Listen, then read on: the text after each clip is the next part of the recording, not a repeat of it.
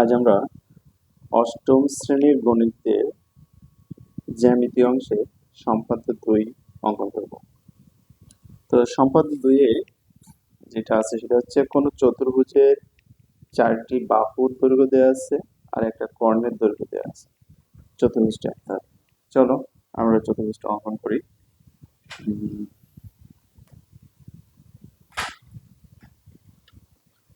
তো চতুর্ভুজ আঁকতে গেলে অবশ্যই কর্ণের দৈর্ঘ্যটা বড় হতে হবে। তো আমরা সম্পাদ্য 2 যারা 1 যারা করেছো ঠিক 2 আমরা ওইভাবেই মাপ নেব। 2 এর মাপটা নেব হচ্ছে একই মাপ, যে একটা হচ্ছে 3.5 নিব,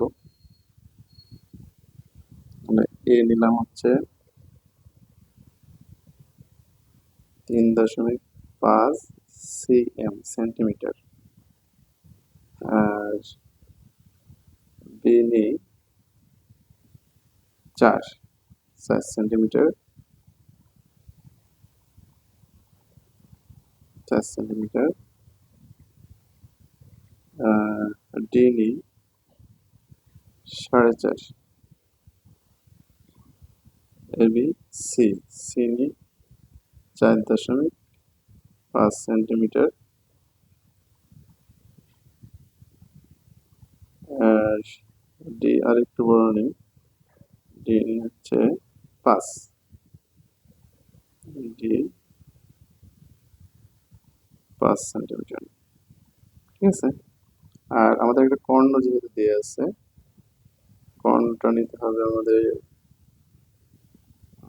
একটু বড়, যেটা অবশ্যই এ বি এর যোগফল অপেক্ষা ছোট হতে হবে। এ বি যোগফল অবশ্যই বড় হবে ডি থেকে। তারপরে 6 নিই। ঠিক আছে, এই 0 থেকে 6 পর্যন্ত নিলাম। 6.5 নিলেও কোনো সমস্যা নেই, একটু সুন্দর হবে হয়ে যাবে। 6.5 নিলাম। তাহলে কর্ণ নিলাম ই, এটা হচ্ছে 6.5 সেন্টিমিটার। ঠিক আছে, তো আমরা এবার চিত্র অঙ্কন করি। তো চিত্র অঙ্কন করতে গেলে আমরা এটা মাঝ বরাবর অঙ্কন করি, যাতে নিচে একটা অংশ থাকবে উপরে একটা অংশ থাকবে। আর অবশ্যই আমাদের রেখাংশটা হইতে হবে এই বাহুগুলো থেকে অবশ্যই ই থেকে বড় হইতে হবে, একটা রেখা নেব ই থেকে অবশ্য বড়, এটার নাম দিই আমরা বি ই। তো বিই হতে প্রথম কাজ হচ্ছে আমাদের বিই হতে ই এর সমান আমরা কর্ণ কেটে নেব। প্রথম কাজই হচ্ছে আমাদের কর্ণ কেটে নেওয়া। এই যে কর্ণ,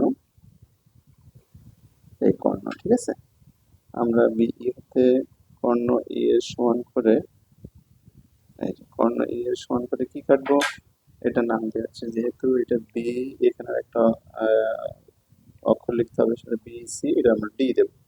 ঠিক আছে, বিডি কর্ণ অঙ্কন করবো। ঠিক আছে, এইবার তাহলে আমাদের ই এর কাজ শেষ, ই এর কাজ শেষ।